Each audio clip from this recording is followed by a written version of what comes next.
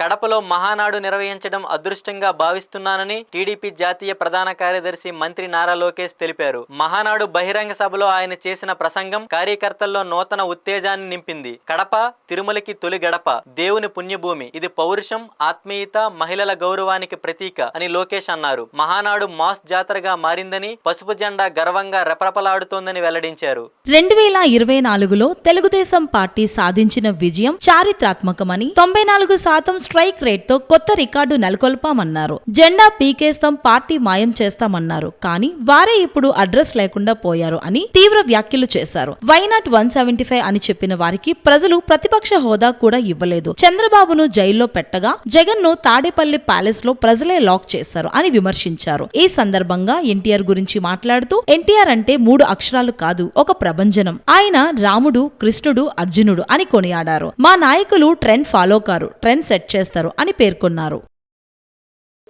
1982 batch senior నాయకుల దగ్గర నుంచి 20-25 జూనియర్ బ్యాచ్ల వరకు ఈ సమావేశానికి పెద్ద ఎత్తున వచ్చేసిన ప్రజలకు, నాకు ప్రాణ సమానమైన తెలుగుదేశం పార్టీ కార్యకర్తలకు మీ అందరికీ నా హృదయపూర్వక నమస్కారం.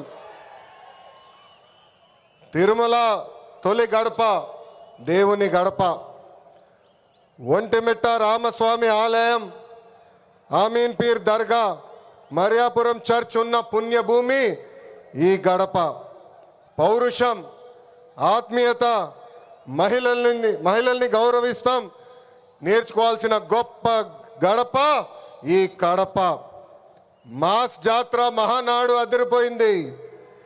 పౌరుషాల గడ్డపై పసుపు జెండా రెపరెపలాడుతుంది. దేవుని గడప కడపలో పసుపు పండగ నిర్వహిస్తాం. నా అదృష్టంగా నేను భావిస్తున్నా. 2024లో మాస్ విక్టరీ మనందరం చూసాం, చరిత్ర కూడా తిరిగి రాశాం. 94% స్ట్రైక్ రేట్ అంటే 175 నియోజకవర్గాల్లో 164 స్థానాలు మన కైవసం చేసుకున్నాం. ఇది ఒక రికార్డు కాదు, ఆల్ టైమ్ రికార్డ్ అని సభాముఖం మీకు తెలుపుతున్నా. ఇది తెలుగుదేశం పార్టీ కార్యకర్తల నాటు దెబ్బ. జెండా బీకేస్తా అన్నారు, వాళ్ళు ఇప్పుడు పార్టీ కార్యాలయానికి టూలెట్ బోటు పెట్టుకుని పారిపోయే పరిస్థితి. పార్టీ లేకుండా చేస్తా అన్నారు, అడ్రస్ లేకుండా పోయే పరిస్థితి. వైనాట్ 175 అన్నారు, ప్రజలు ప్రతిపక్ష హోదా కూడా ఇవ్వని పరిస్థితి. మన బొమ్మలు పెట్టి బాక్సింగ్ చేశారు, ప్రజలే ఇప్పుడు ఫుట్బాల్ ఆడుకునే పరిస్థితి. ఏ తప్పు చేయని మన అధినేత చంద్రబాబు నాయుడు గారు బంధించారు. ప్రజలు ఏకంగా ఆ నాయకుడిని ప్యాలెస్లో పెట్టి తాళాలేసి లాక్ చేసే పరిస్థితి. మన నాయకులు ట్రెండ్ ఫాలో అవ్వరు, ట్రెండ్ సెట్ చేస్తారు. సినిమా స్క్రీన్ అయినా, పొలిటికల్ స్క్రీన్ అయినా ఆయన ఒక లెజెండ్. ఆయన పేరేంటి? విశ్వవిఖ్యాత నట సార్వభౌమ స్వర్గశ్రీ నందమూరి తారక రామారావు గారు.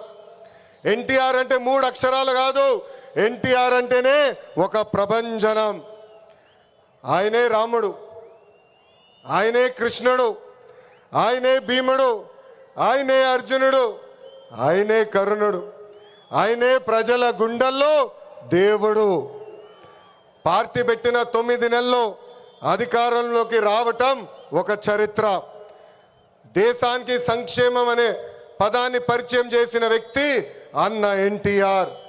2 రూపాయలకే కిలో బియ్యం, 50 రూపాయలకి హార్స్ పవర్ విద్యుత్, జంతా వస్త్రాలు, పక్కా ఇల్లు, గురుకుల పాఠశాలలు, మధ్యాహ్న భోజనం, ఇట్లా చెప్పుకుంటే రోజంతా పడుతుంది. అన్న ఎన్టీఆర్ చేసిన సంక్షేమ కార్యక్రమాలు చెప్పేదానికి. సంక్షేమంలోనే అన్న ఎన్టీఆర్ ఒక బ్రాండ్. ఇంకా తెలుగువారు ప్రపంచం మొత్తంలో పెద్ద పీట వేసింది మన బ్రాండ్ సిబిఎన్. సిబిఎన్ అంటే డెవలప్మెంట్, సిబిఎన్ అంటే సంక్షేమం, సిబిఎన్ అంటే మనందరి ధైర్యం. అప్పుడు ఐటీ, ఇప్పుడు ఏఐ, అప్పుడు హైటెక్ సిటీ, ఇప్పుడు క్వాంటమ్ వ్యాలీ, అప్పుడు సైబరాబాద్, ఇప్పుడు అమరావతి. చాలని 200 రూపాయల పెన్షన్ని 2000 రూపాయలు పెంచారు. ఇప్పుడు భారతదేశంలో ఏ రాష్ట్రం ఇవ్వని విధంగా 4000 రూపాయల పెన్షన్ మన చంద్రన్న అందిస్తున్నారు. అన్న క్యాంటీన్, డ్వాక్రా, దీపం, పేదల చిరునవ్వు మన నాయకుడు చంద్రబాబు నాయుడు గారు. మనకి ప్రతిపక్షం కొత్త కాదు, మనకి అధికారం కొత్త కాదు. 2019 నుంచి 24 వరకు విధ్వంస పాలన మనందరం చూసాం. ప్రశ్నిస్తే కేసులు, నా పైన కూడా 23 కేసులు పెట్టారు. పోరాడితే ఏకంగా అరెస్ట్ చేశారు. వేదిక మీద చాలా మంది నాయకుల్ని ఆనాడు అరెస్ట్ చేశారు. ఎన్ని ఇబ్బందులున్నా, ఎన్ని కేసులు పెట్టినా మనం ఆనాడు ఒకే డైలాగ్ చెప్పాం. ఏంటది? ఆ డైలాగ్ ఏంటి? తగ్గేదే లేదు.